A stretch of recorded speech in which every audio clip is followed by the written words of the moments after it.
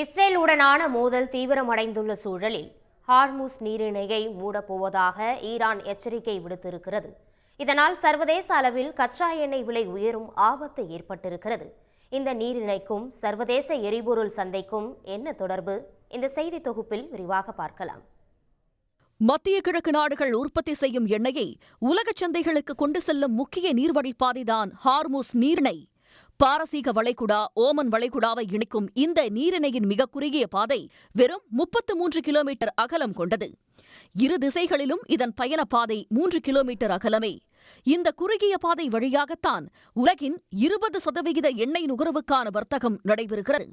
உலகிலேயே திரவ இயற்கை வாயுவை அதிகம் உற்பத்தி செய்யும் கத்தாரும் ஹார்முஸ் நீரிணை வழியாகவே பிற நாடுகளுக்கு ஏற்றுமதி செய்கிறது.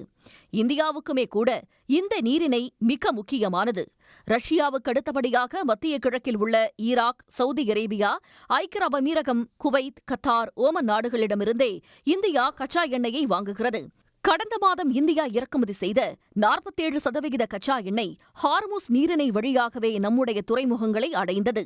இந்நிலையில் ஈரான் மீது இஸ்ரேல் தாக்குதலை தொடங்கியதுமே பிரெஞ்சு கச்சா எண்ணெய் 7% விலை உயர்ந்து ஒரு பீப்பாய் $74 அதிகரித்தது. நீடிக்கும் சண்டையால் ஒரு பதற்றம் என்றால் மறுபக்கம் நீரிணையை மூடப்போவதாக ஈரான் எச்சரித்திருப்பது எண்ணெய் விலை என்ன ஆகும் என்ற கவலை அனைவரையும் கவ்விக்கொண்டிருக்கிறது.